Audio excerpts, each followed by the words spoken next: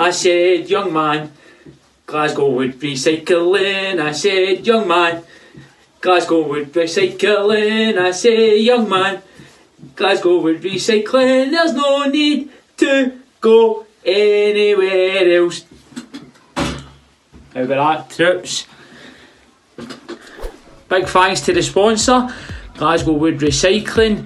It's a great wee charity that sells reclaimed wood and as many other wood products. Some cracking garden furniture and indoor furniture is also available.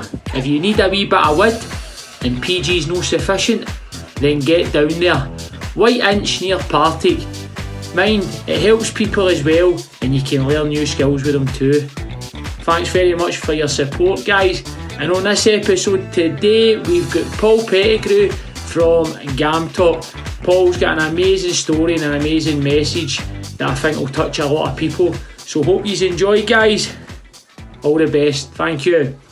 Alright, Paul, how you doing, mate? I appreciate you coming to speak to us tonight. Alright, lads, what's happening? Brilliant, Paul, man. If you knew old Paul Pettigrew, then you'd know why that I feel blue. He gave up the gambling. Pettigrew, Pettigrew, Pettigrew, Pettigrew, oh Petty. Paul Pettigrew. How's that, boys? How's that, man? I could see you reading that. I wasn't reading, mate. It was honestly the easiest song. I just fucked it up there, mate. But anyway. Oh, brilliant. Right, Paul, we'll just dive into it, mate. We'll go for the start where you had the gambling issues and stuff. What was the initial thing that started it for you? Where did you start with your gambling and then kind of lead us on to where your problems came from? So I'd just been released from Morton. I was just before my 18th birthday and just left school, I know, at the same time. So I was just a bit lost, to be honest. I'd put all my eggs in one basket all my life to try and do something in football. And then one of my pals one night took me to one of the casinos in Glasgow and I had no idea about gambling at all. Nobody in my family gambles, so it was nothing I was even aware of. I just went out, I went anywhere. So I went up, took £100 up, this was when I was 18, and left with £1,000. That first time that I'd ever gambled in my life. Didn't even know what I was doing. Putting 100 on red, and I seen people putting tenors on, and I've always had a terrible flaw. I've always been a bit of a show off. So put £100 in, just so that people thought I was bush. And won, left the casino that night with that money. Just felt minted. I came down the road, was able to help my mum and dad not out with a bit of money. I think I just gave my mum some money to pay a mortgage payment or something. And funny enough, when I gave her it, she said, right, thanks, Nat, but you need to be careful with that gambling, and gave me a big lecture. And I mind walking in the kitchen, I was like, fucking hell, £200 and I'm still getting it. Yeah, exactly, mate. And then bought some clays and all that, and just from there I thought it was easy, and I went on a wee streak, probably the first month, I couldn't lose if I tried. Won a good bit of money, and it was just in the casino every kind of Friday night, and then that turned into going to bookies and getting online, and before I knew it, man, that's what we say, handbrake came off for me right away. But 6 months later, that's when I was starting to get into overdrafts and borrowing money and all that. You see, I don't gamble much myself, to be honest, but I know what it's like seeing you go to the casino.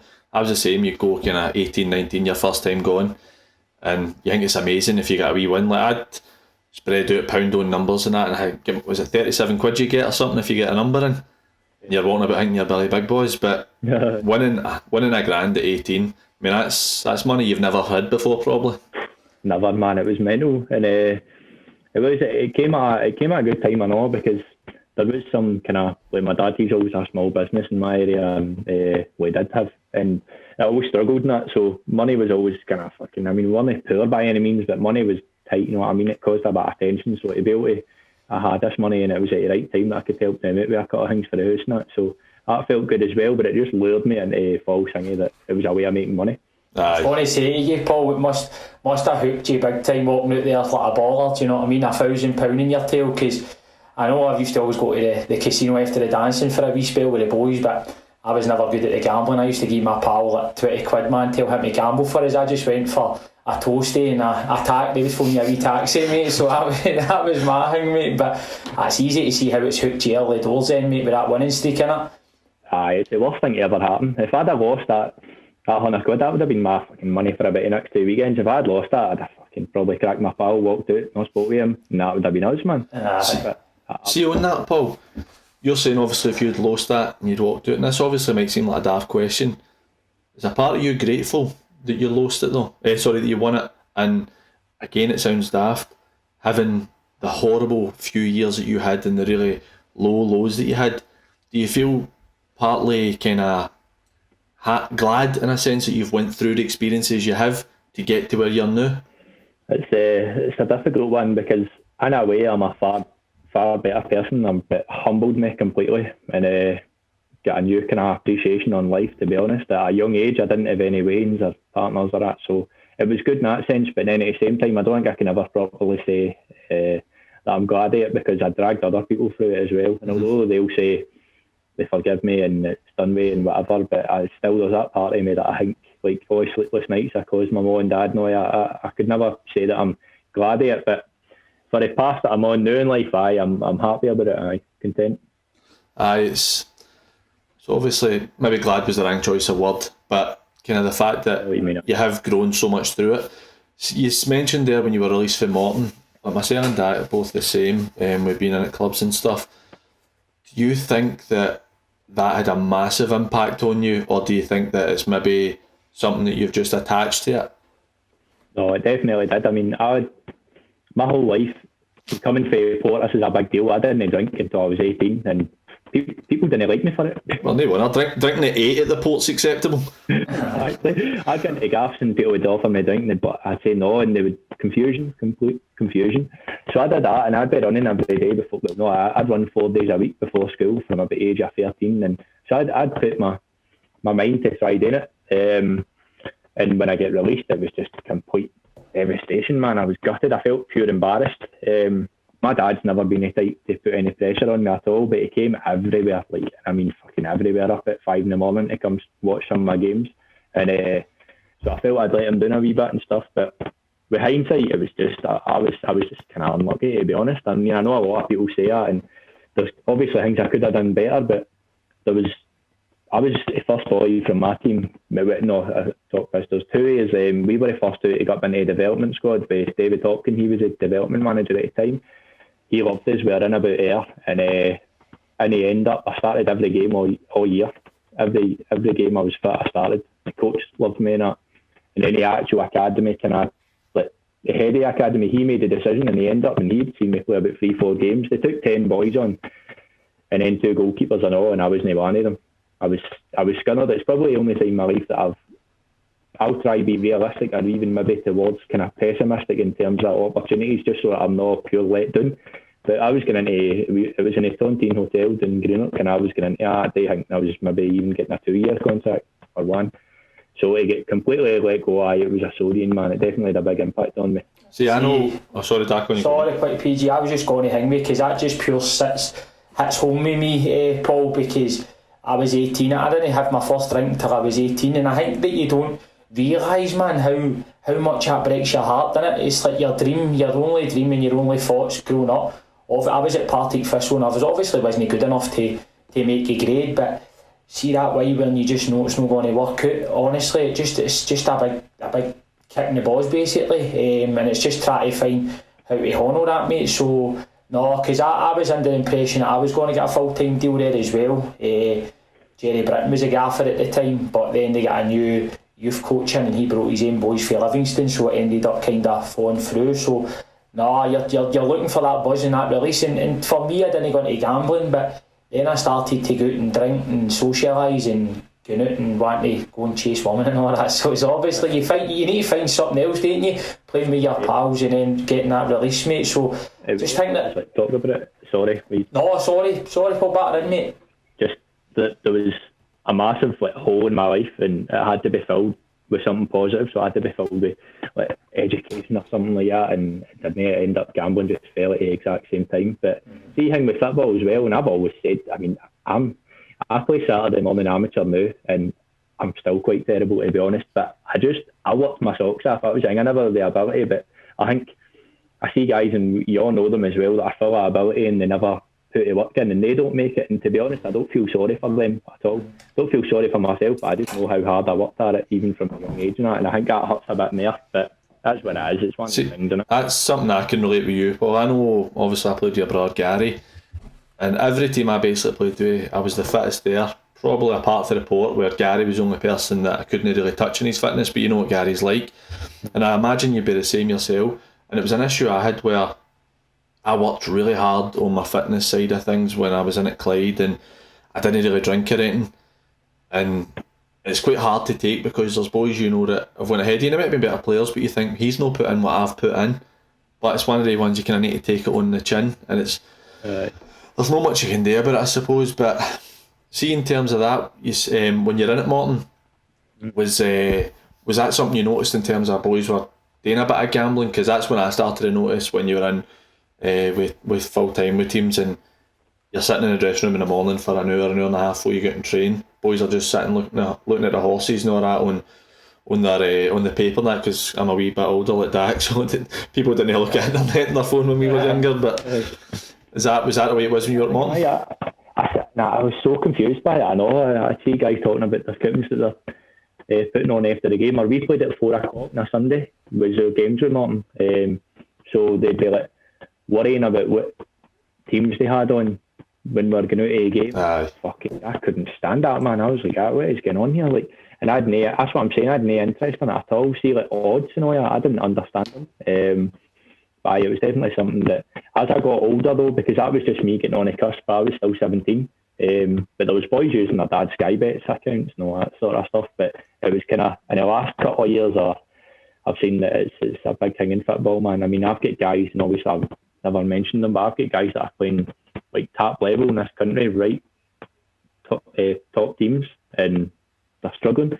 And you know, it's so sad because a word I used to describe them as trapped, because they feel like they can't maybe say go to like a GA meeting, or they can't speak out about it because the clubs might then release them. And I would say to them, like, you can't just fucking wait the next 10 years going through a problem and then try to sort it. By then it could be too late, or it most likely will be too late. But it's a shame, man. There needs to be more done. I think. Oh, no, it's a culture in a dressing room. Oh, aye. You make a good point. Being honest with you, sorry, PG. See, for me, I know, I found this with myself. I didn't gamble like putting the coupons on because I necessarily enjoyed it. I done it to fit in. Know what I mean? Do you know, I think that's what you do in a dressing room, because you want to be sitting in your wee corner in the dressing room and everybody's got the coupon out, and you want to just sit and feel like part of the boys, not so you're sitting going, oh, I've got this on and that. You're basically showing off and matching other people's bets just to like stakes that they're putting on, not just to try and kind of fit in. Well, that's the thing I was going to say there, and I've kind of got a similar story as that. Like, you're talking about the top end players that you speak to where they're trapped. It's a horrible thing in the sense where, for talking's sake, you had a player, I don't know, fucking Ross County player talking to you or something, who could be ruining his life and the lives around him with his gambling. But like you said, he's terrified if he's at a GA meeting where in case somebody, even though it's not supposed to be and they're talking about it, somebody might just tell a pal or something and it gets out. But then you've got the issue as well, that could seriously affect their career in terms of, these guys have an illness, but you're going to, the SFA or whatever body could end up fucking you because, oh well, you're gambling, you know you're not supposed to be gambling. You're like, that's a minuscule thing compared to what the actual issue is. And even particularly if it's like, you're probably not betting on your own team to lose either, so you're not match fixing, but it's something to worry about. But just on what Dak was saying there about fitting in, I found when I was at Cumnock, that was when I started to gamble a bit more when I was about 21. And the boys I used to car share with, it was Stuart McDonald, Gary Weldon, Chris Fye, and they were all right into their coupons and that. And I used to just put on coupons because I was getting alright money there, and I still stayed with my mum and dad, so I used to just put on coupons like 20-30 quid a week for no reason other than just to fit in with them. Like, I used to, sound ridiculous because I didn't care that much. I used to get to the stage, I quite liked when you lost and you could roll up your coupon and throw it and go, oh, for fuck's sake, if they starts laughing and all that, and you're like, it's just ridiculous wasting money like that. But it's the culture. It's like, me and Dak have spoke about this a couple of times before, and even before we knew we were getting you on. Like, you've been in dressing rooms where It's ridiculous we're talking about. I don't know if this is anything you witness, because I don't know if you were still gambling at your time in the juniors, but we both played with teams who had been like promoted or had been relegated or whatever, and you could just fuck it, well we're already up, so we'll almost stick a wad of money on whoever we're playing. And I never did that, particularly coming because I didn't play enough to have any impact on how the game would go. But you're like, boys would be like, fuck it, we'll maybe stick a couple of £100 on whoever we're playing today, and just if they beat us, they beat us, because well, what does it matter, we can make a bit of money out of it. See, thing is as well, that completely ruins the integrity of sport as well. And it's not even that, but I know quite a lot of guys who I look at them now, right, and in pubs, and obviously I'm looking at it through my eyes, but I'm thinking, you don't even enjoy football anymore. You've not looked at that fucking game. I was sitting, obviously, the last when we were back in pubs there for a while, and the football was on, and I was looking at guys, and I was thinking, they couldn't tell you who's on the park here. Do you know what I mean? All they're caring about is fucking how many corners there are. And to me, and I can remember it, I remember hating football, and I saw it became just a bit betting. The other thing I'll say as well is, see guys that are, and it doesn't matter what level you're at in juniors, even where there's money involved as well, see anybody that's got a gambling problem, I can guarantee they're not playing to full potential at all. I've seen a guy who messaged me back in September.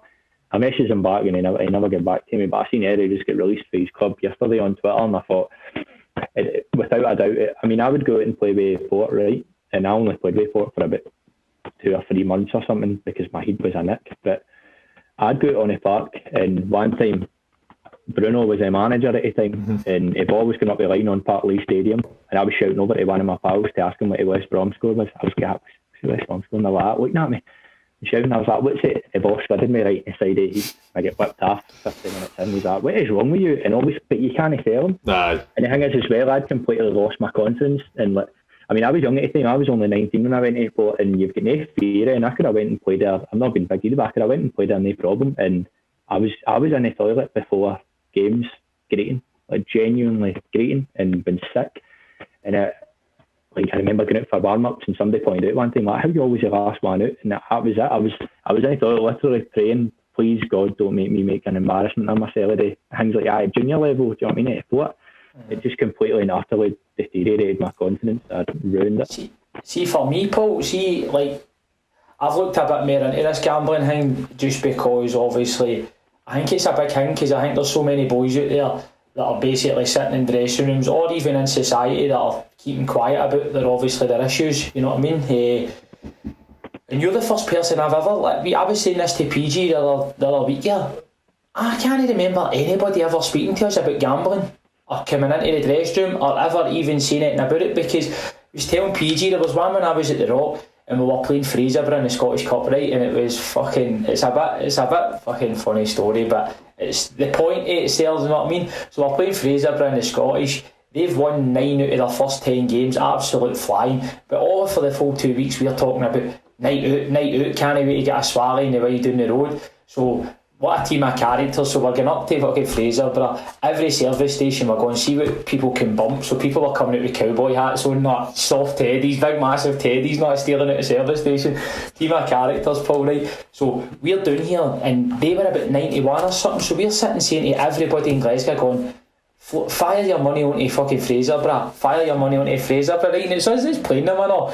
They must be a good side, they're top of the league, you know, and we're all just thinking about the party, and it's a long journey and all that. So anyway, we go up, we scud them 4-2, right, 4-1 or 4-2, and then the next minute we vault into the dressing room. See the amount of text messages we had for people from Glasgow, all for fucking Royston and Blackhill, not going, you dirty bastards, better not come back down the road, because we've all fired a wedge on, obviously, Fraserburgh. But for me, mate, it was just pure daft wee things, but there's obviously people have put big dough in that when we've said that to them, do you know what I mean? And it's just... It's mental as well, because the thing is, like, we all play football, so we all feel as if that you've got a bit of inside knowledge, you know, that. But I mean, how many times do you see people just, like, it's mainly lassies, I mean, I'm not saying lassies don't know anything about football, but ones that don't know much about football and they just go... I get one time. And stuff, and I thought I was a genius, you know what I mean? I'd be looking and thinking, like, Salah's injured, he wasn't even at Liverpool, but whoever's injured today, so I don't think they'll win and whatever, sitting in the bookies, and I'd walk out like a confident winner.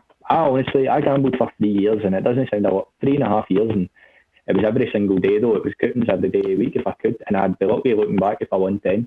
Really. It's horrible. It's funny you say that. Like me and every now and again, my wife will be like that. You want to stick a wee coupon on me and you will pick a team each? I'm like, aye, no worries. See the amount of times that she wins. I'm honestly, it's like you say, you put a coupon on you, you're confident, and then after it you're like, have I ever fucking watched football before? You're literally at miles it. But even like Dak's story there, no way to take everything away from you because we're going to get right into all your stuff. It's just, I guess it's kind of relatable stuff for people, the football people listening.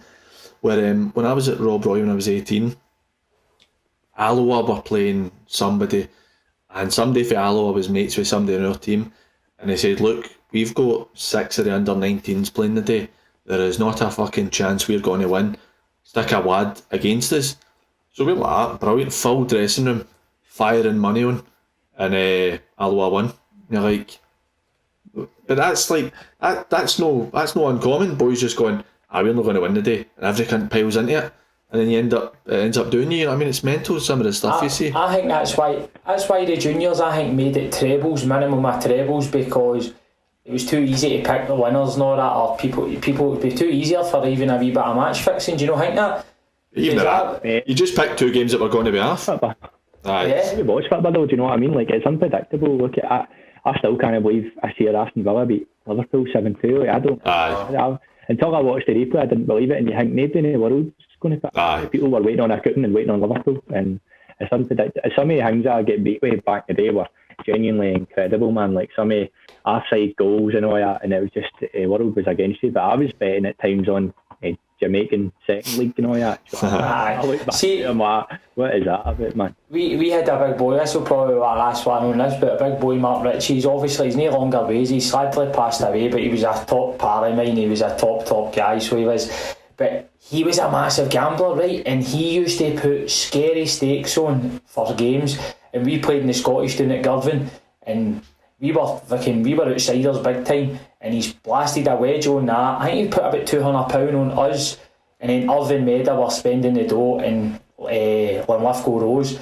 And as you said, see exactly what you said, Paul, you're asking about West Brom and the ball hit his head. We just beat Girvan, the dressing room's absolute bouncing, and he's out on his phone trying to find out what the score was with Irvin Meda and Linlithgow Rose, and you end up missing out in the celebrations. But fortunately, came up for him. He was about a grand up on the bus on the way home, and still didn't he buy his baby?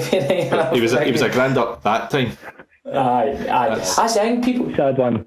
A real sad one for me was when I was like, what age was I, man? 19, I think, and I went and played with East End in Greenock, and I was the only boy. No, there was one other boy for Port, so I met all new guys. They were all brand new, still pally with them all. We won a Scottish Cup that year and won a league and all, and it's only a boys' club, but I mean it was brilliant, man. And I scored 2 goals in the semi-final and set one up. No, we were 3-0 down at half time, and that should be some of the best things I look back on in my life. I hate it. I don't look back on it at all with any fondness. And it's things like that although I'm over it now, I'm not trying to sound pure negative, but in a way, like to put people off so that they don't think once you go over it, it's all right and everything's rosy. That's like there's still things that you need to deal with years on. Like you can't get any time back. I can't go back and relive that time. Do you know what I mean? It's fun. Memories kind of taken for you. See, you go. I'm just going to go back onto the one for the Port, because I've listened to a few things you've spoken about, and I don't know if it's maybe because myself and you have got that wee tie in with the Port and stuff. I can picture that. I mean, I can even picture the strip you're wearing, because I came down a few times and watched you play. How was that for you, being such a young boy, sitting, because I know like that toilet that you came out of the dressing room that's on the left hand side, sitting in there in tears. How was that for you, being such a young boy, going out to play football, and it's such a big hassle instead of it being something that you enjoy and relax for you? It was so scary, man. It was that's the only way I can describe it. It was terrifying because nobody knew what was going on, and it was horrible, man. I mean, I hated football, but I only kept going because I couldn't give a good enough reason other than I'm gambling to stop. But if I stopped, my mum and dad not would be happy. What are you stopping for? Do you know what I mean? Because they knew I loved it. It was literally, I mean, I know it's the same for every guy, but me and Gary, when I was a wee guy, we would play. Well, I'd be playing football at school, then we would leave school and get dropped off at Parkley. We'd get picked up to get our tea, and then we'd go to our separate training. That was every day. Couldn't get enough. So see, to then turn into somebody that hated it I couldn't give you a good explanation for it. It was terrible, man. 19 years old, and I look back on 18 or 19 I was, and I in toilets greeting and that. I think it's fucking sad. It's sad for me to hear that, obviously, Paul, because now we're on the coaching side, you know what I mean? These are maybe things that your coaching staff's maybe missed in that, and even for me, it's like things that you maybe need to keep an eye on. I just hope with people listening in, if they're maybe having and suffering for AV problems and they're sitting suffering in silence in the dressing room, mate, they'll reach out, because obviously you can see, mate, that you've experienced this, mate, and you're very approachable, know what I mean? So I hope, mate, it hits home with a few, because let's no kid on here, like, I'm all for a laugh and a carry on, but this will hit home with people. There will be people in a lot of dressing rooms or in society that will be feeling like this, know what I mean? So I really do hope that they get some good out of this and reach out and try and get the help that they need. Paul, see, for me, mate, see, again, just to go a bit deeper, because I'm trying to understand how you were feeling at this point. You're obviously saying you're getting that, you want to go out and you think, don't embarrass yourself. Could you go deeper into that? What exactly are you thinking that you're going to embarrass yourself or embarrass anybody with? It was not wanting to be here. So then getting out on the part, like, in fact, I can explain that better. What had actually happened was my confidence was, I mean, I was a confident guy in school. I wasn't cocky or nothing, but I was just, know what it was, I was just happy with the way my life was. A good family, I've still got great pals, played football, so everything was happy, I was confident.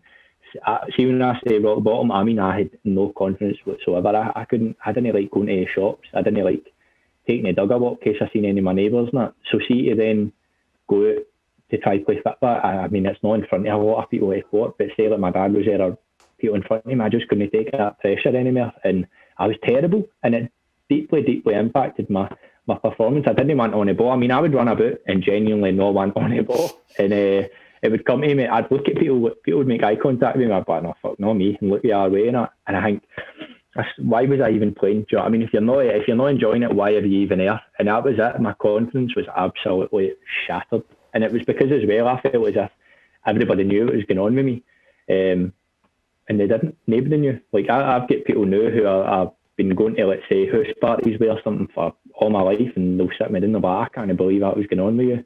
But at the time I thought people was looking at me and thinking, Paul Pettigrew, he's a pure gambling addict. See, it's funny you say that, like, I mean, I'll no name, but I've got somebody really close to me who had real mental health problems, and it's somebody who I would never have pictured.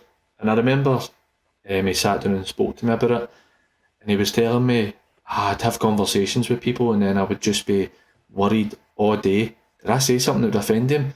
And I'm like, this guy is the most likeable guy I have ever met in my life. I mean, everybody likes him, and in his head he was thinking, oh, do people not like what I'm saying? And we all have our own demons where you think things and you overanalyse things, but to have somebody put it to me like that, who was so important to me, and I couldn't believe it, and I hated myself in a sense because I couldn't see it. So you're thinking all this stuff, your family aren't seeing it, and like I can imagine your mum and dad and your brothers and your sister were hating themselves for how did we not see this, how did we not see it, but you've had it that well, and like other people do, they just don't know. It's the biggest problem. It's the biggest problem with a gambling addiction, without a doubt. It's no physical symptoms. I don't mean this in a patronising way at all, but if you imagine a drug addict or an alcoholic, we can all picture what they look like, what they sound like in our head right now. I was an addict. People throw about the word junkie. I was a junkie the same way all of them were. Mm-hmm. Make no mistake about it. But people couldn't see it because there was no physical signs. And that's the thing, that's what makes it so difficult. That's why you can hide it for so long. All you need to is, well, for me, I was able to hide it for a year. And look what that did for me. It got me in £30,000 of debt, and it completely ruined my life in a year because nobody's seen it. And I obviously wasn't strong enough to come out and come forward with it.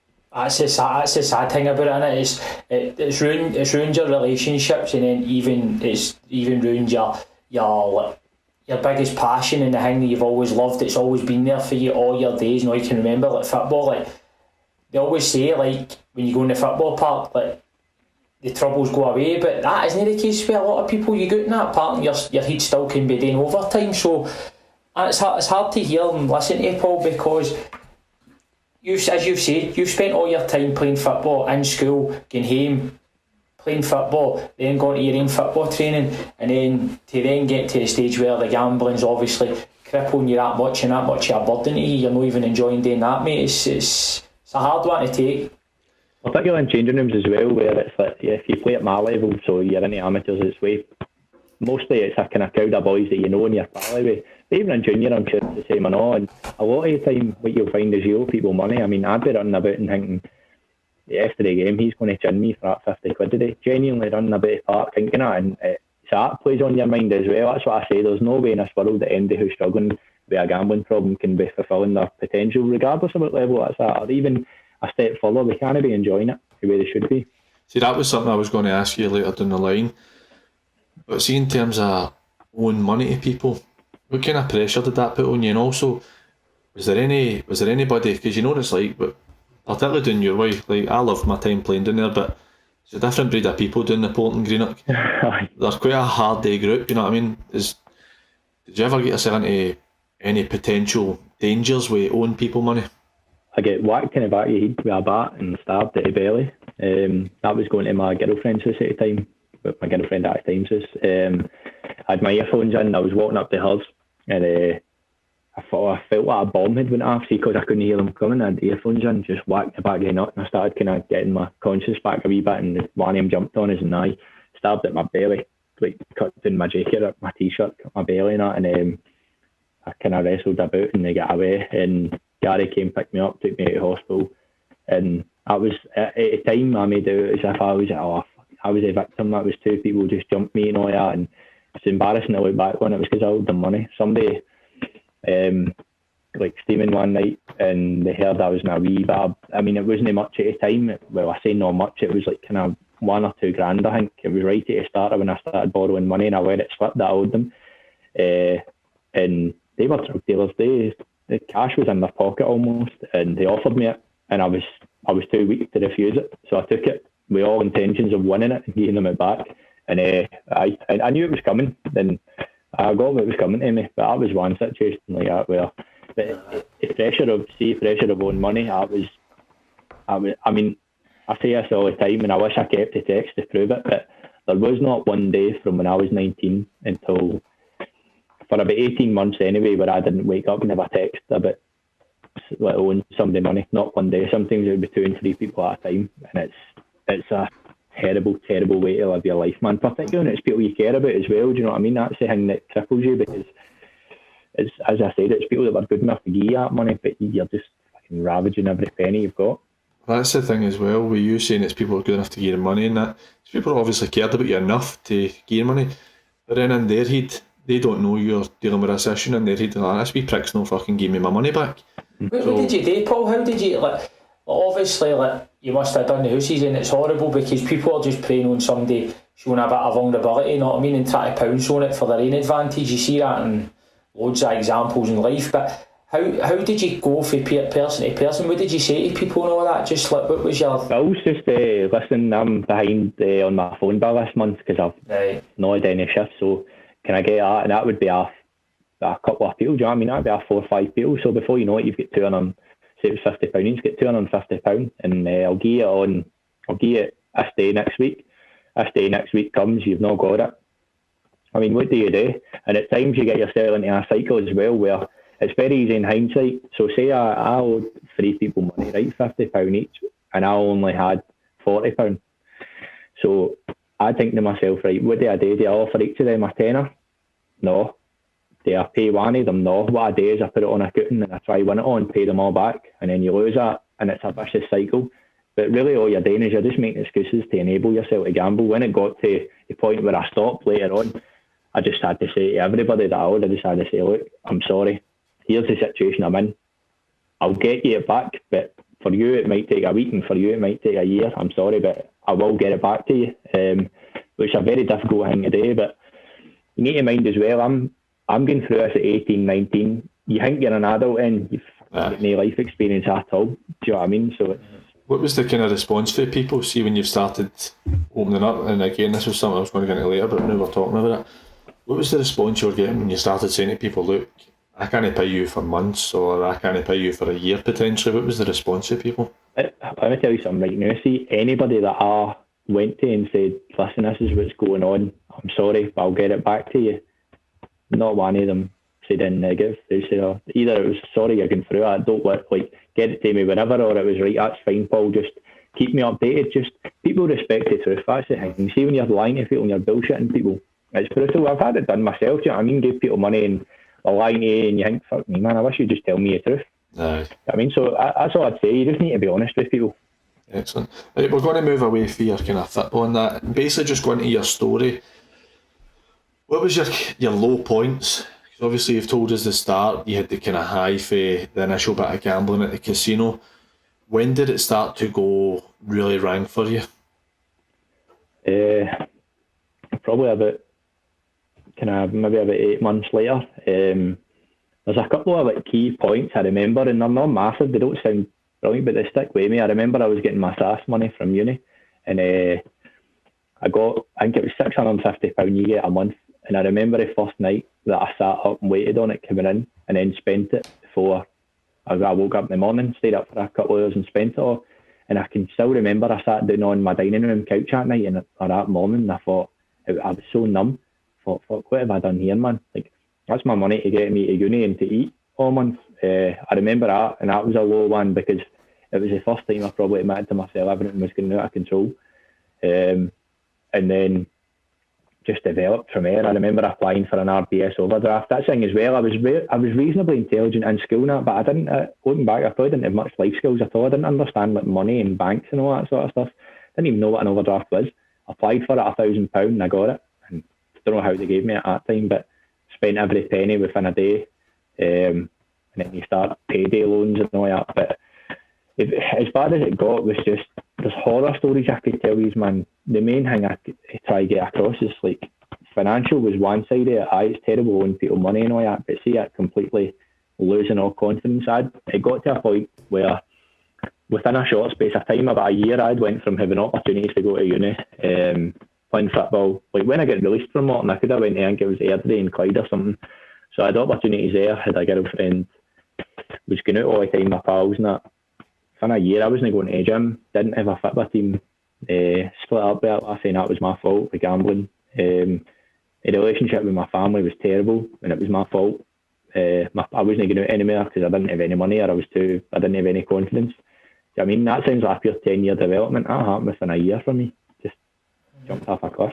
It's a horrible thing. I mean, see, in terms of like the money, I'm quite open about things in my life, and me and my wife, we got married quite young. We got married and bought a house within 6 months, and we ended up maxing out credit cards and that because we didn't want to ask people for money. We're still kind of seeing the end of that. We're kind of at the end of our time, so this has been like 8 years, and I can only imagine what it would have been like for you, because we both had good jobs and had decent money coming in the house, so we could always afford it. And my worry would be like, oh, I can't get 2 nights out this month with the boys because I need to put a wee bit extra by. I can only imagine what it would have been like for you sitting in your room as a young 18, 19-year-old boy, like you say, with minimal life experience, thinking, I have fucking nothing and I owe everything. How do you get yourself through that? See, for me, just on that PG, right, and I don't know what you think, Paul, but I think that fucking schools, like I'm not blaming the education system, and it's just a quick wee comment, but surely they should try and teach you about maybe a wee bit about mental health awareness, even financial awareness, things like that. Just like, as you said, you're a young boy at 18. If you go get an overdraft and it's £1,000, you're taking it no thinking about interest rates and things like that. I think schools should maybe try and touch on things that are a bit more relatable, you know what I mean? When's the last time you used a fraction, mate? Or pie, mate. When's the last time you used pie, mate? I want to know how interest rates work, mortgage rates, things like that, do you know what I mean? Relatable things that happen in life, not about fucking pie. No, I agree with you entirely, definitely. See, but that's my wee rant at the education system, mate. What are you saying, Paul? What was it? It's really just like, because I know at times where, again, I've never really struggled that much, but I'm saying it was like I couldn't go 2 nights out, I could only do 1 night out a month, and there was wee things I couldn't do, which as I've got older you realise aren't that important anyway. But for you, it seems daft, right? Because I don't know why I'm visualising it.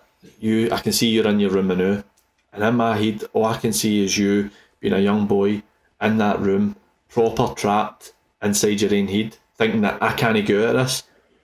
I used to break my dad's heart, man. Every Saturday night he'd come in the room and he'd be like, how you not going out? And he'd offer me money to go out and that, and I wouldn't even take it because I know I'd just fucking go spend it in everybody's. And I know that I could hear him in times talking to mum in the living room. It was a thing, do you know what I mean? But just one of them things, man. I mean, I look back, 18 to 21 is maybe some of the best years of your life. I was absolutely miserable. Absolutely miserable. I wasn't going to the gym, as I said, wasn't playing football, wasn't even nights out. I was avoiding my pals because I owed some of them money and different things like that. So my life was just gambling, which I hated, but I couldn't stop. I mean, that's a misery. That's a misery. I mean, there's no enjoyment in that whatsoever. I think that's the scariest thing about it. Seeing you get to a point in your life where you're consistently doing something that you absolutely hate now, but you can't stop. It's so scary how you can get to that. Do you know what I mean? Well, that's the thing. You're waking up every morning knowing you don't want to gamble, and you know you're probably going to go and do it. You know what I mean? It's horrible. Okay. Was there any individual one point that kind of got you the lowest where you thought, oh fuck this, I need to change, I need to do something? Or was there kind of maybe a couple of things that started to lead to you opening up and turning it round? I think when I talk about it, people always like want to see like a bit of a film. Aye. My life turns around that, and it'd be brilliant if I had one of them, but I don't really. I think my body and my mind had just had enough. Like I was so wore down. I was genuinely tired. Like seeing people ask me now, I'm 24, I feel about 50. I feel at least 40 anyway. I feel as if I've lived through all of that shite, and it's got me here and it's just worn me down. Once you hit 40, you'll have a haircut like me, Paul, so you're alright now, you're still 24, mate. There isn't one particular moment, no. I mean, I think I just, to be honest, it's sad to say, but I'd got to a point where, like, I'd accepted within myself that I wouldn't get to, like, this age now. Do you know what I mean? Like, I used to sit and think in my head, Christmas Day was a horrible day for me, man, because I hadn't got MD anything. Do you know what I mean? I was a 21-year-old and my mum was buying me presents to give to other people and things like that. I hated it, but I remember getting to my 21st like Christmas and I was sitting in the living room and I remember just looking about, and honest to God, I remember just going, that's my last one, like I'll never be here for them next year. And I started looking at ways of getting loans so that I could leave them a bit of money in it. Like that's really how bad it was. And then I don't know, man, I can't ever really remember what it was. Just I think I got to a point where I did fucking something stupid one night, man. I took hundreds of painkillers and genuinely did just try to end my life. Do you know what I mean? Got tunnels of them, and I woke up. I was in the hospital. I had fucking these wires and that coming out of me, and I remember right away I didn't go like, right, this is where I changed. But I remember looking and thinking, how have I got to this? Like, how has this got? Looking beside me, my dad's there. My mum was on shift at the time. She got us in the hospital.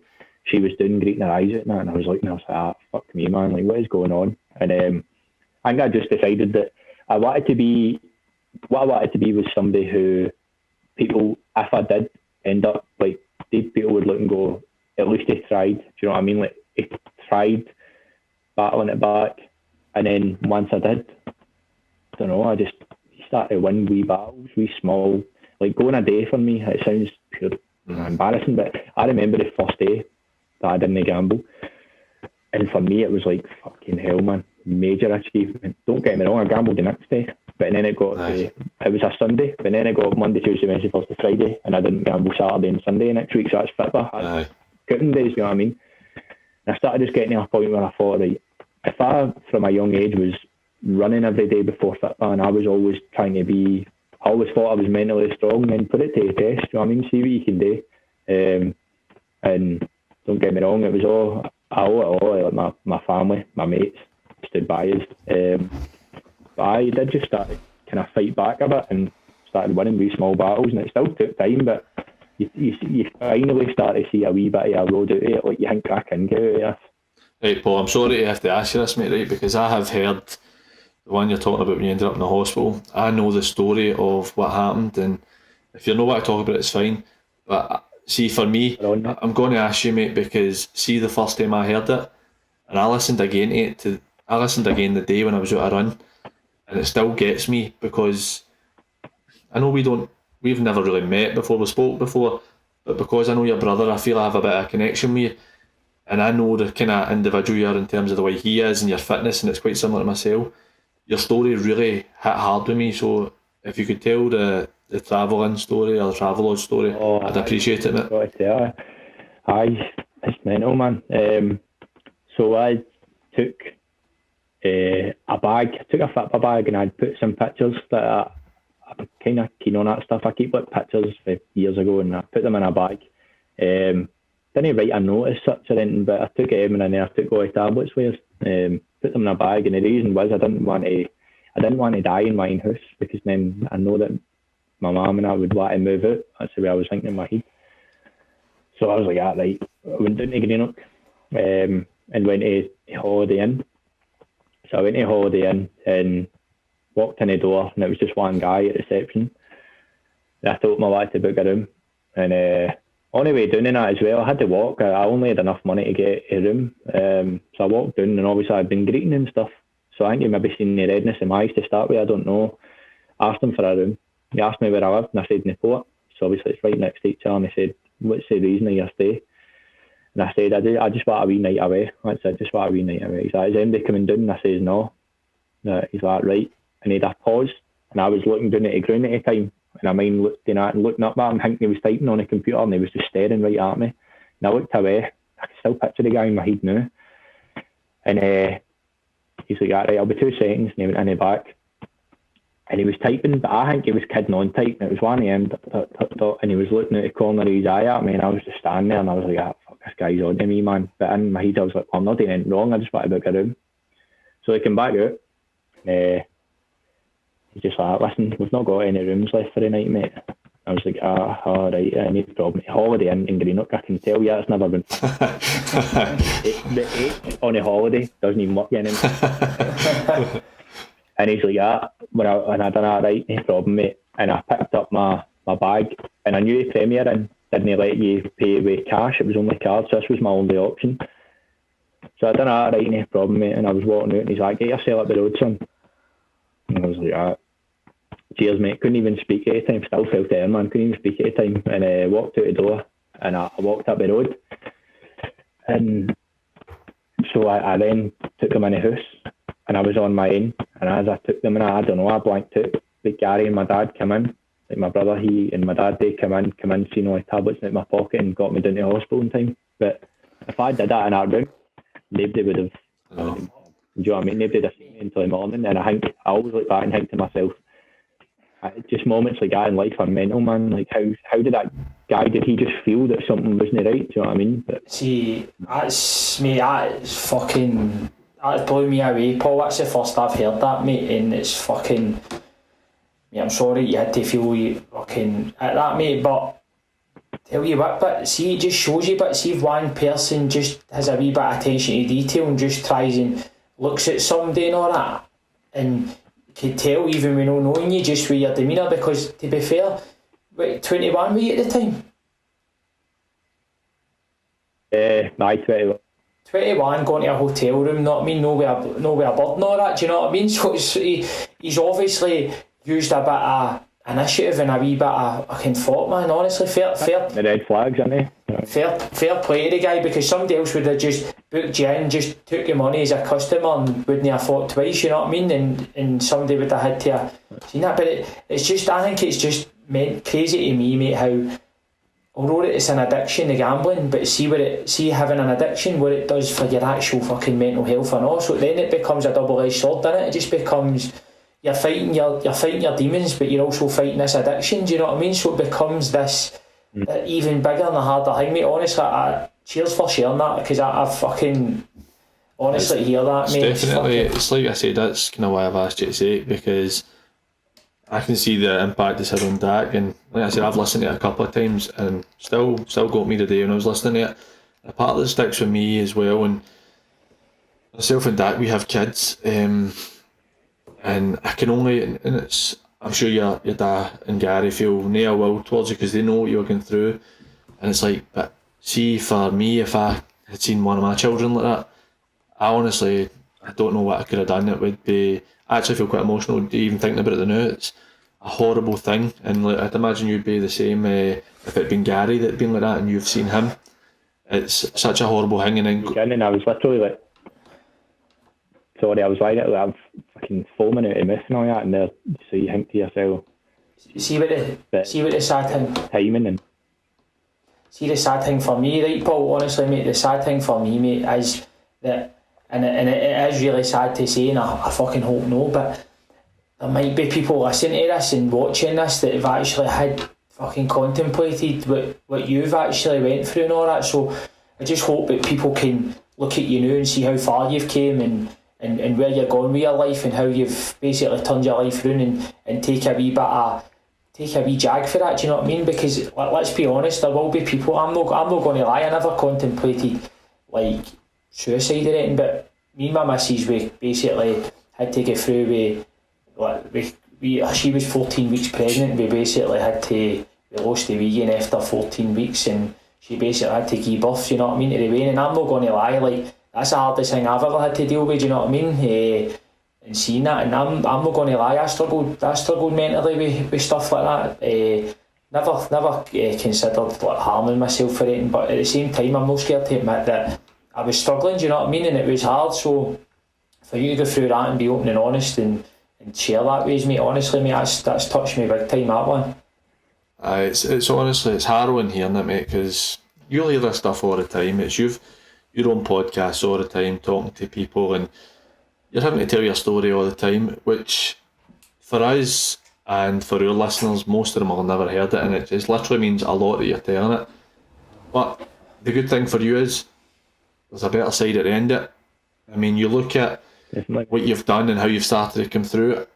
I've got a couple of wee things written down before we kind of start going on to your work you're doing now and then the positive side of the horrible things you've been through. I mean, I've got some stats down here, like 47% of Brits have gambled in the last 4 weeks, and it's crazy to think that level. You've got stuff like 600,000 to 1 million people in the UK are addicted to gambling.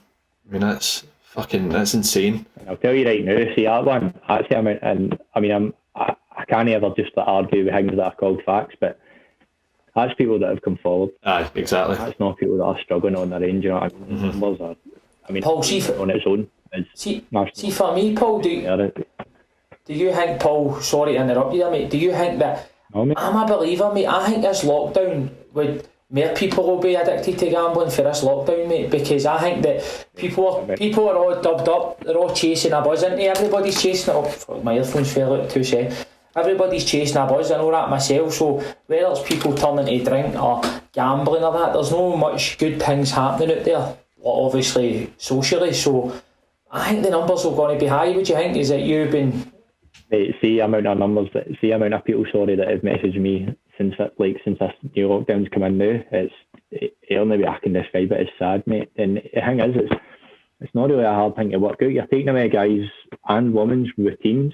So you take away somebody's routine, it throws them like off balance. And as humans as well, I'm not trying to get too deep, but we all need a release. We all need something that we love, like football or whatever, a gym for a lot of people. And it's all took away. So they're chasing something. And then combine that with the fact that you've then got gambling incentivised everywhere, man. Every YouTube video, every fucking advert, every football game.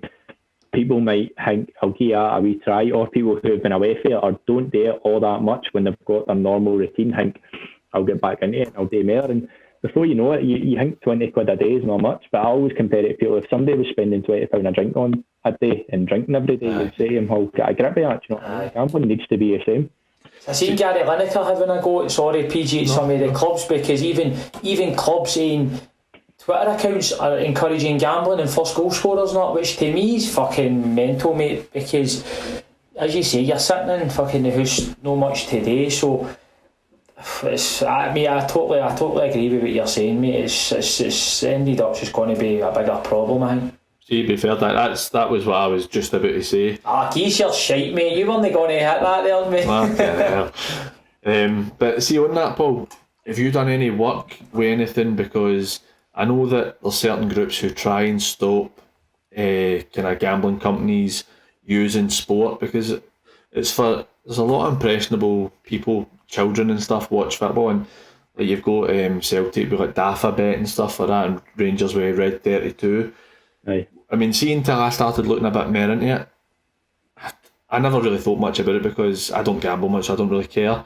You're like, this is just rammed down people's throats all the time. You see at half time on Sky Sports, every second advert is a gambling one. I mean, giving you a free tenner to play with, and then it just builds and builds. Is there any groups or anything you're working with? Is it something you'd be interested in doing to kind of see if there could be put an end to it? There's a group in England who are big on like banning gambling sponsorship, who want to partner with me. I've actually got a meeting with him on Thursday, and the guy who does it, man, he's passionate, he's brilliant, so it's probably something that will happen down the line. They're called a big step. And they're really clued up and all that stuff. I mean, for me, Gam Talk is a prevention service. Don't get me wrong, I'll give my time to anybody who messages me and wants a hand. I'll give you my advice, and I've always need to say it's not professional or nothing like that, but I'll give my story, my advice, take what you can from it. They're more on the facts and how gambling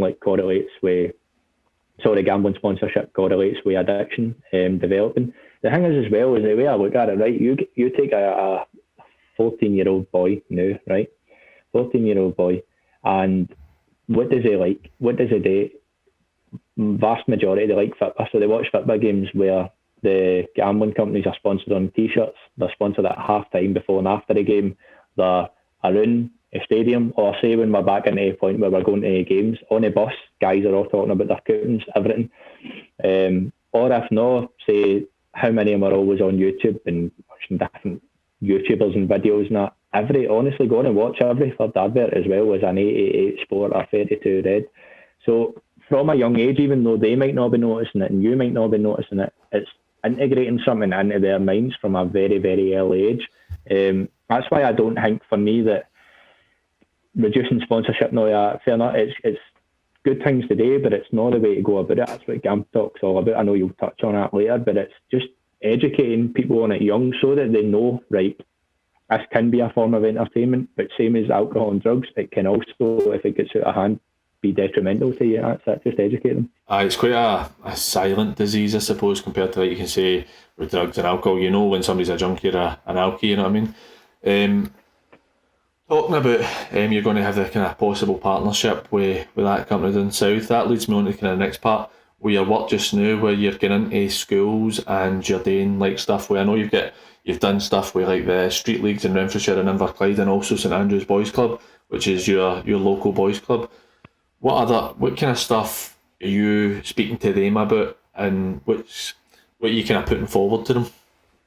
So what I'm doing now is trying to get, for this year now, I've already got as many schools as I can take, and it'll run on into next year. So like, I'm far ahead of kind of schedule in that sense. My goal when I started all this was within my first year to get my first school, so it's ahead of schedule in that sense. It's just going in and educating them, and then being that resource for them that I can send them over, like say packs or different leaflets to hand out to their mum and dad and their coaches, things like that. Do you know what I mean? It's nothing's overcomplicated. I'm not putting like percentages and facts in front of people, because particularly young ones, they'll switch off. It's putting just basic points in front of them. Like, if one of the most important points, or the most important point of presentation I gave, is called self-identifying.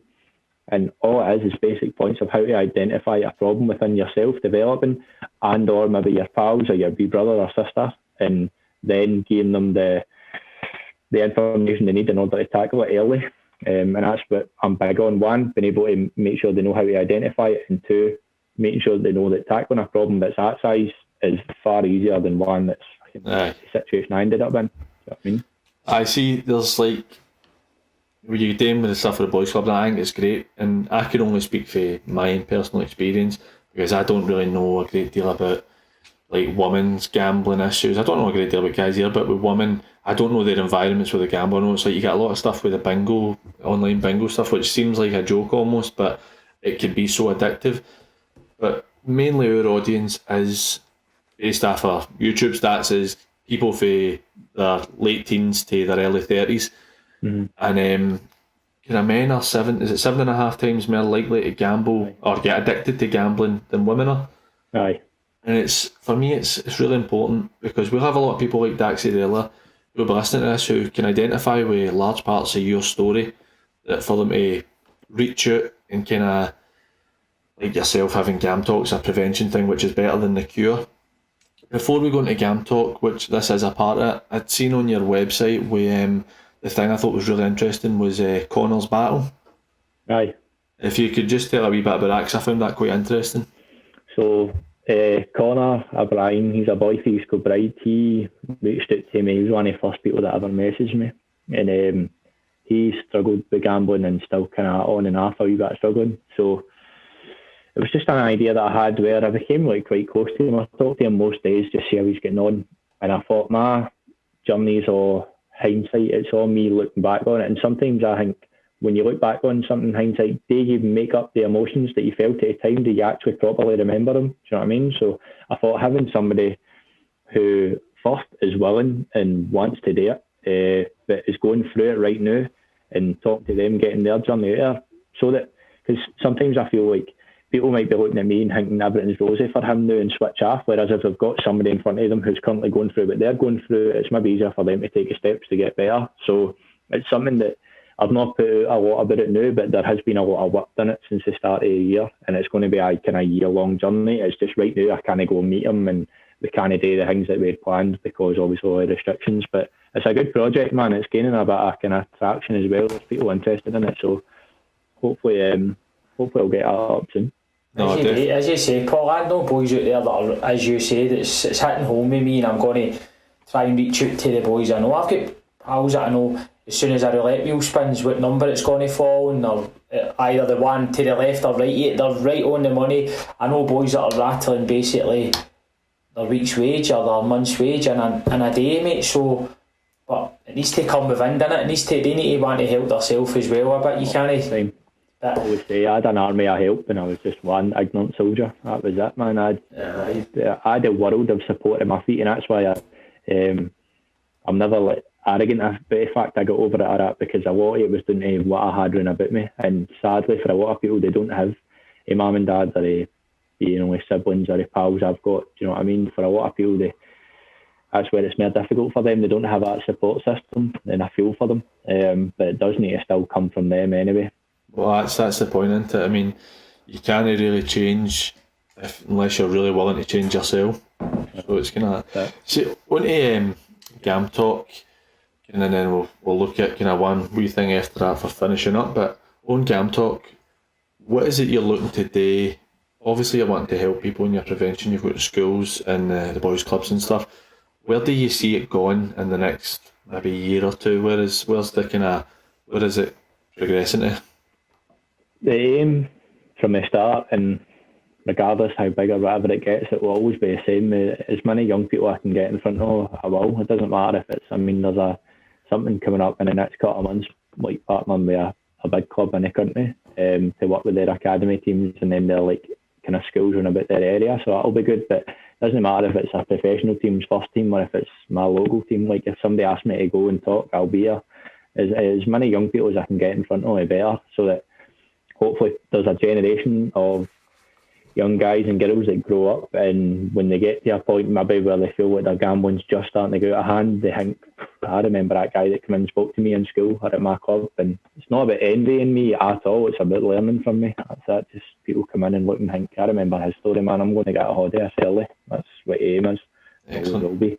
See, for me, mate, it's I'm looking at you now, Paul, and I'm just taking you for like this is the first I've ever met and had a conversation with you. But you're 24 years old, mate. You're open and honest with the demons and the struggles that you've had, mate. So I think you're doing brilliant work, mate. And see, being honest with you, what I love to hear as well, I love to hear that clubs and people are trying to embrace it, and people are acknowledging and all that it's a big problem, because as you say, education on it and people just hearing the experiences, because let's be honest here, nobody sees it getting to the stage that you were at for the get-go, didn't you know? You would have never have thought when you were 18 in that casino the first time walking out with $1,000 you were going to end up in the situation you were in, mate. So, and it's just about the warning signs and stuff, mate. So, dynamite work, mate. Honestly, I'm fucking loving this, mate. I'm fucking loving it. See, as well, I've never actually said sorry, but what the thing is as well, that was a very good point about like you never feel it's going to be yourself. So I've got my older brother Stephen, and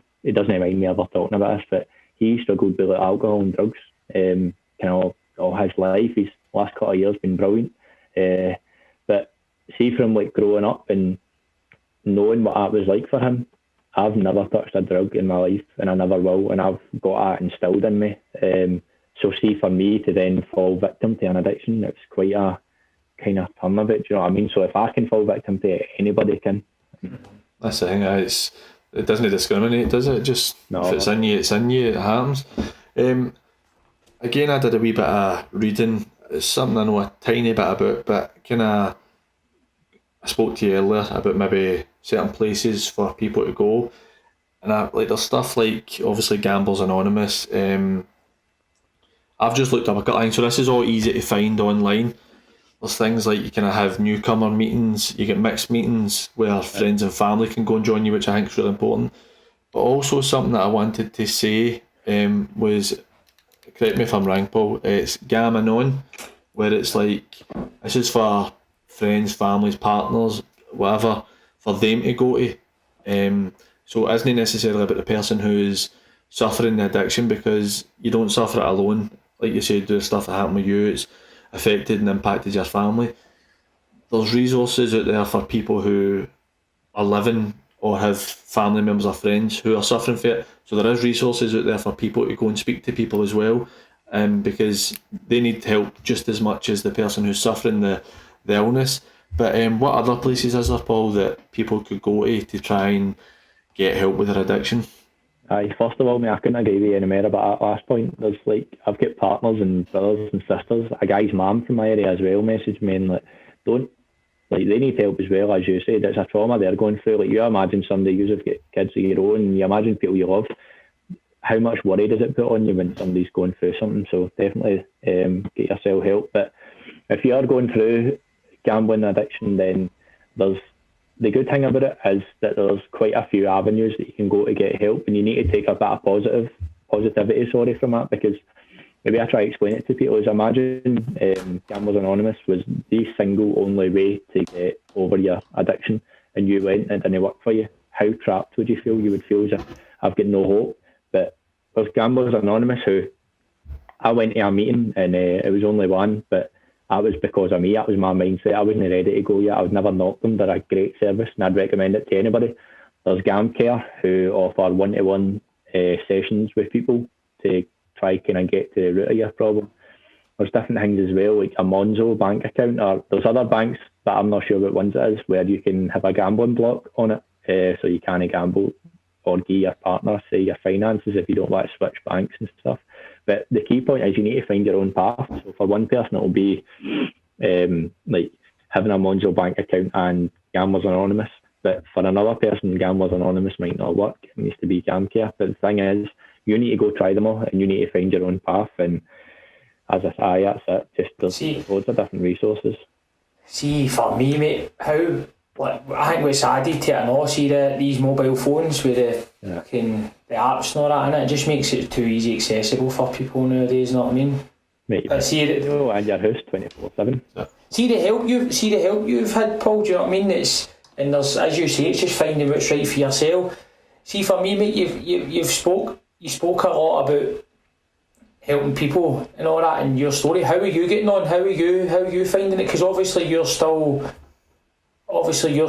fighting that. Obviously, that addiction that you did have. So obviously you're doing amazing work and stuff like that. But how are you actually getting on now and things like that? I've never been happier in my life, man. And brilliant, mate. I think I try to get across to people now, and I pure try tread on it carefully so I don't come across as one of these like life coaches or something, man. But I just appreciate everything in my life. See, like I don't have much. I'm still paying back debt. I'll be debt free in a month or two, finally. That took years, but see, like, just getting up, going a walk, getting my exercise done, having still my mates, my family about me, having myself focused on something, and it's just the small things, but you take appreciation from it. I've just, as I say, just been completely humbled by it all, man. But it takes a while to get there. Nobody needs to look and think I'm never going to get there. That's took me a couple of years. I mean, I'm a couple of years away from it now, but I still keep my guard up. Like all my pals, when we're in the pub, as I said, we play Saturday morning, so at 2:45, every one of them will leave Dunnick's and get into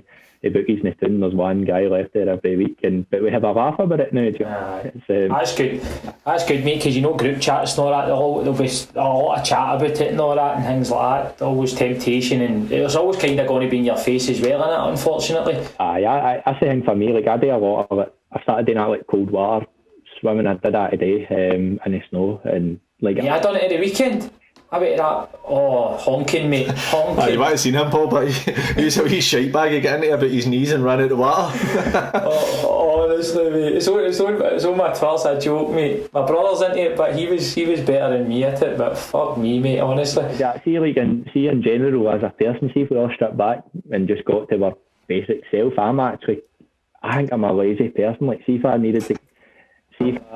didn't try, I would get up at 12 o'clock every day and I would eat pizza for my breakfast and I wouldn't exercise and that. But I need to stay in routines. But for me, I know it sounds pure daft, but it's winning wee mental battles every day. Like, I don't want to exercise, but I'll do it because I know it keeps me right. Because see if I just let all that go, I could very easily fall back into old habits. So it's just keep myself. I'm big on all that mentality. No, I completely agree. Like, I agree, I know, mate. It's without trying to kind of bring it to your level, because obviously you've had kind of your issues that you've went through and you've done so well to battle through. But like, I'm really keen on running, and a few months ago I was running at a relatively good level in terms of myself. I got myself down to like 17-minute 5k time and stuff. And Here I he literally goes. Hey. I'll tell you the rest later. But I broke my foot and I didn't run for the best part of 4 months. And I'm like you in a sense, Paul, where I'm a lazy person. I mean, I just want to lie about all day. I'm actually sitting looking outside my monitor where I've just had a Kinder Bueno. It's just the wrappers lying there, so that's me. I'm addicted to chocolate. But like the day, I'm back running now. I didn't want to go out a run the day. But you have that wee battle with yourself and you never feel worse after it. And it's really important. But before we finish up, I'm glad you mentioned Donaghy's, because I've got a funny wee story to finish. But what team is it you're playing with now? Port Athletic. Port Athletic, brilliant. Well, we'll maybe see about doing a wee behind the scenes with Port Athletic when the amateur football's back.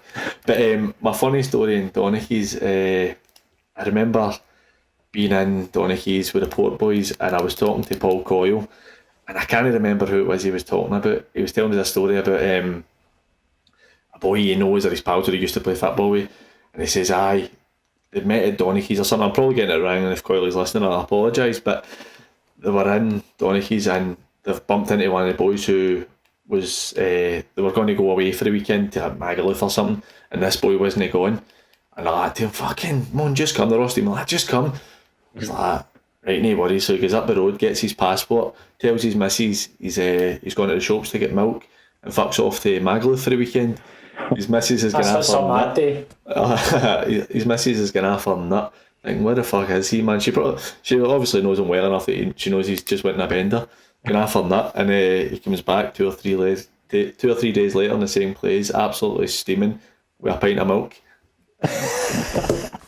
Still got the milk, mate. You know what I mean? Yeah, that place, man, it'll put here. I've only been in it a couple of times, but it's some place. Rockies, that, man. It's mental, man. I love it down there. But we'll finish on that, Paul. I honestly can't thank you enough for taking the time to speak to us, and I really hope that if there's anybody out there who's facing similar issues as yourself, or if they know somebody that's facing these issues, please get in touch with somebody that can help you, whether it be Paul, Gamblers Anonymous, or any other thing. It's massively important that you get the help that's required, because you see for Paul that your life can be turned around, and see how happy he is now, that it's really important that you try your best to realise that it's not the end. It can get better if you try and make it better. See, for me, mate, what an inspirational story, mate, honestly, Paul. Not been as much carry on, but I think it's all point in getting the message across, to be honest, and I think that's what it's all about. And just to echo everything that PG's saying, mate, reach out to people, get help out there if you can. And even us as a podcast, if anybody's ever struggling or that, we're always open to it. We're approachable people as well. We'll try and help push you in the right direction. But can't thank you enough, Paul, mate. Honestly, I'm so impressive. I'm so impressed with you, mate, and the way you've came across, mate. Absolutely unbelievable, mate. And thanks for sharing your story with us, mate. Not at all, lads. It was a pleasure. Thanks very much. And as you said, if anybody, I'm open to anybody, so if anybody wants to have a Don't do that cold water, but people that cold water therapy nonsense, mate. Nick's still looking for his 2 meat and veg. Oh, mate, honestly. He's got 2 meat apparently. 2 meat and veg. My Wayne thinks she's got. My Wayne thinks she's got 2 mummies now. They're calling her mad. Brilliant. And Paul, again, really appreciate it, mate. And something that you don't think about a great deal, because you're 24 and you're obviously getting a bit older and stuff, and we're still pretty young guys ourselves, but you look back that 10 years ago or whatever, when we were kind of similar age as you, you're still a boy. You've got, and like I said, we're still young, but you have got so much ahead of you, mate, and really thanks a lot for coming on, and we wish you all the best. Mate, loved it, mate. Mad, thanks. Superb. Loved it.